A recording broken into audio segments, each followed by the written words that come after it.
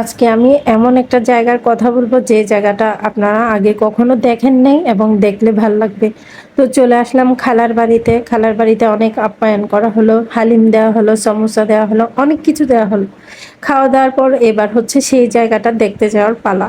জানি না আপনারা কখনো সেই জায়গাটা গিয়েছেন কিনা, বাট আমি গিয়েছি, এই ফার্স্ট গিয়েছি। মানে এতটা যে সুন্দর প্লেসটা, মানে না দেখলে মিস করবেন। এটা আসলে কিছু ওই যে ভ্রমণের কিছু কিছু জায়গা আছে না, কিছু কিছু জিনিস আছে না টাকা দিয়ে কেনা যায় না, এই টাইপের একটা ফিলিংস আর কি। তো যাই হোক, এখানে ছোট বোন একটু দুষ্টামি করতেছিল। এখানে আমার ভাগ্নেরা চলে আসছিল, বোনের ছেলে বোনের মেয়ে এরা আছে, এদের সবাইকে নিয়ে আমরা ওই জায়গাটাতে আসছি। এখন জায়গাটা নিশ্চয়ই দেখতে পাচ্ছেন, এখানে একটা নদী আছে, নদীর এখানে চাইলে বোট রাইড করা যায়। যেহেতু বিকাল টাইম ছিল, মানে একদম দুপুরের পর পর, তো সেজন্য আমরা বোট রাইড করিনি। আমি জাস্ট জায়গাটা আপনাদেরকে একটু ঘুরিয়ে দেখাচ্ছি। আকাশ, তারপর হচ্ছে যে সবুজ পাহাড়, টিকটকটা তারপর অনেক হচ্ছে যে সুন্দর। ভিউটা দেখেন। এখানে যে ইটের যে প্রত্যেকটা বিট দেওয়া আছে, মানে এতটা সুন্দর করে দেওয়া আছে। এখানে যে কেউ চাইলে মানে আপনারা ট্রাভেলিং করার জন্য আসতে পারেন, মানে এতটাই সুন্দর এখানে। আমি জায়গাটা যত দেখছি ততই মুগ্ধ হচ্ছি। আর জায়গাটাতে পিচ্চিরা আছে, পিচ্চিরা দুষ্টামি করতেছে আমার সাথে সাথে আছে। ওরা না থাকলে আমি জায়গাটাতে যেতে পারতাম না, ওরাই আমাকে চিনাই নিয়ে আসছে। গ্রামের পিচ্চিগুলো এত কাবিল, মানে ওরা যদি জায়গাটা আমাকে না চিনাতো, নিয়ে না আসতো, তাহলে আমি যাইতেই পারতাম না। তো এখানে আমি, আমার ছোট বোন, তারপর পিচ্চিরা সবাই মিলে আসলাম। তারপর জায়গাটা ঘুরে ঘুরে দেখছি। ওরা বলছিল যে বোট রাইড করতে, বাট বোট রাইড করিনি। আর হ্যাঁ, এত গরম লাগতেছিল তখন, ভাবলাম কি করা যায়।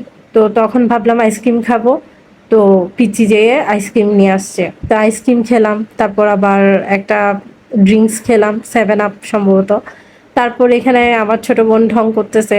তো এই সেই বিটটা, মানে জায়গাটার মধ্যে একটা বিট দেওয়া আছে, যেটাতে আপনারা সবাই ছবি তুলতে পারেন, ঘুরতে পারেন। মানে এতটা সুন্দর বলার বাহিরে।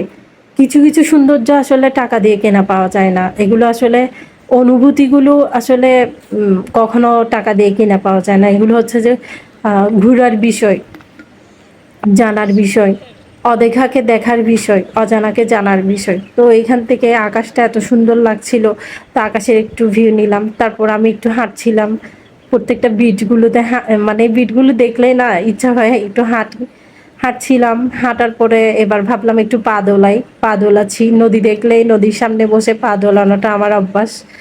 তো পা দোলাতে দোলাতে একটু গুনগুনিয়ে গানও করছিলাম। তো যাই হোক, আপনাদের কাছে আমার এই ভিডিওটা কেমন লাগছে অবশ্যই জানাবেন। আর এই জায়গাটা কেউ যদি যেতে চান, আমাকে কমেন্টে জানাবেন, আমি কমেন্টে অ্যাড্রেসটা লিখে দিব।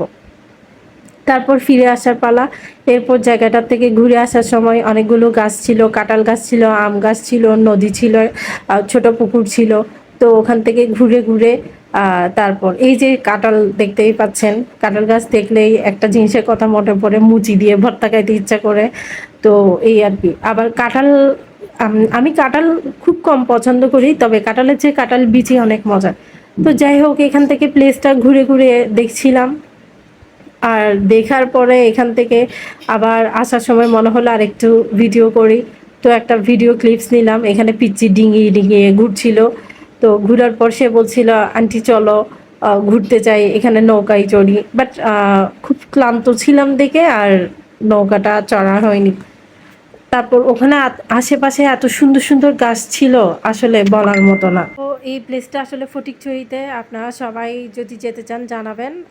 পরবর্তী ব্লগে দেখা হবে ইনশাল্লাহ। আল্লাহ হাফিজ।